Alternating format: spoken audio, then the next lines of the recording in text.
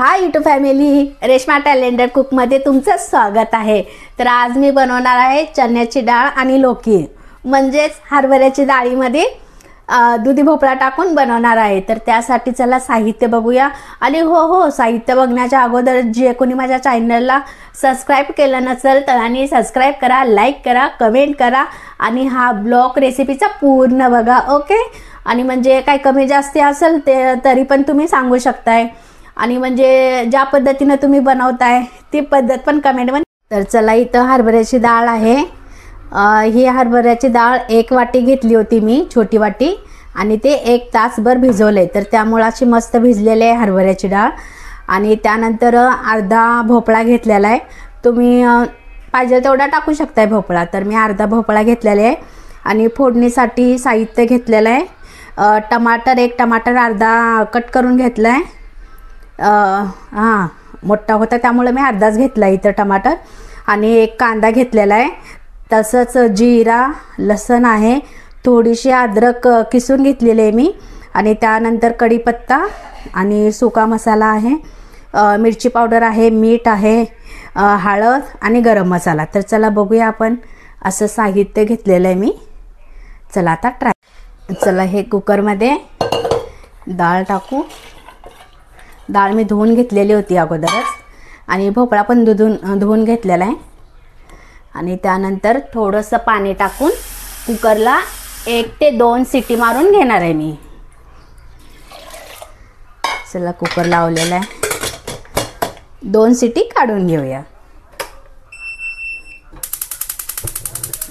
On ठेवला cooker.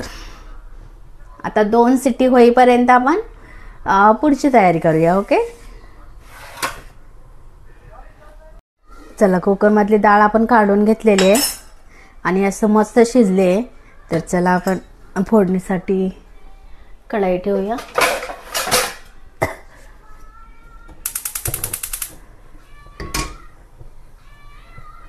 आपण कढई ठेवले फोडणीसाठी।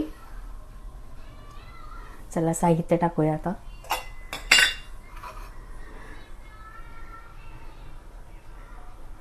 मी इथं 2 पळी होईल असं एवढं तेल टाकलेलं आहे। तर तुम्ही तुमच्या पद्धतीनं जेवढं टाकताय तेवढं टाकू शकताय। कढई टाकते, थोडंसं गरम झालं,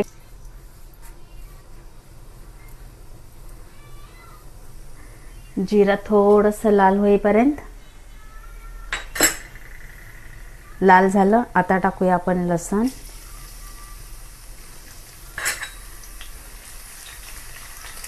लसण पण थोडंसं लाल होऊ द्यायचं आहे। लसण पण थोडंसं लाल झाले, थोडंसं लाल झाले। त्यानंतर आपण टाकूया अद्रक किसलेली। त्यानंतर टाकूया कढीपत्ता।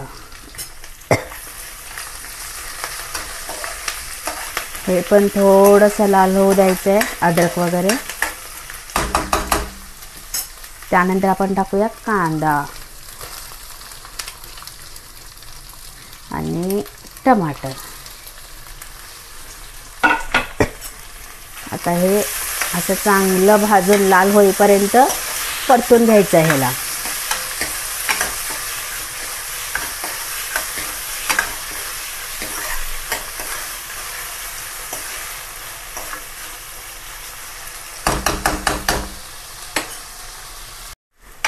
बघा, हे कांदा लसूण सगळं असं मसाले एकदम लाल छान झालेले भाजलेले। आता हे आपण टाकूया आता सुके मसाले। गॅस बारीक करूया। आता टाकूया चवीनुसार मीठ। त्यानंतर थोडीशी हळद, 1 चमचा गरम मसाला आणि 2 ते अडीच चमच लाल मिरची पावडर। तर चला हे पण थोडंसं फ्राय करून घेऊया ह्याला।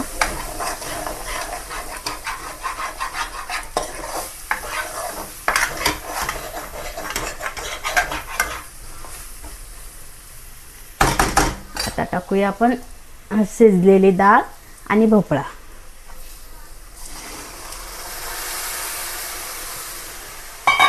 तुम्हाला अशी पातळ बनवायची असेल जास्त पाणी टाकून तर तुम्ही जास्त पण बनवू शकताय आणि थोडंसं रस्सा टाकून ते पण बनवू शकताय. तर मी अशी थोडीशी पातळ भाजी बनवणार आहे कारण त्यासोबत मी भात खाणार आहे.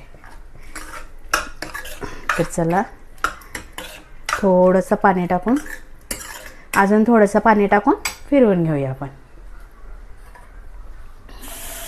हे बघा मी थोडं पाणी टाकलेलं आहे आणि आता हे फक्त 10 ते 15 मिनटं मी उकळून घेणार आहे कारण हे मसाले वगैरे टाकलेले एकदम मिक्स होतात छान.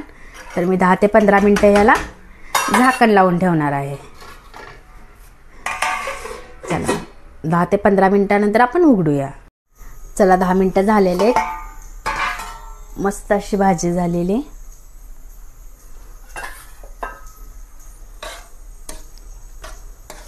आपण ह्यावर आता कोथिंबीर टाकून घेऊया.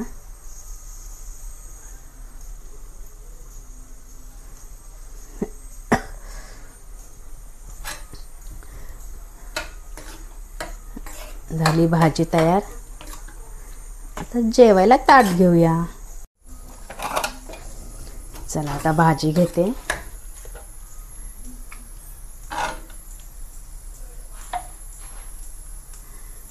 आणि गरमागरम भात त्याचबरोबर. ओके, भात पण झालेला आहे.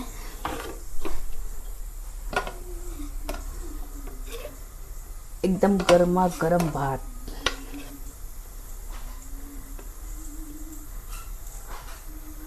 अजून थोडीशी कोथिंबीर टाकूयावर. तर चला ही डाळ आणि भात कशी झाली चण्याची तेही कमेंट करून नक्की सांगू शकताय. आणि जे कोणी माझ्या चॅनलला सबस्क्राईब केलं नसेल त्याने सबस्क्राईब करा, लाईक करा, कमेंट करा आणि हा ब्लॉग पूर्ण बघा. Okay, bye, love you.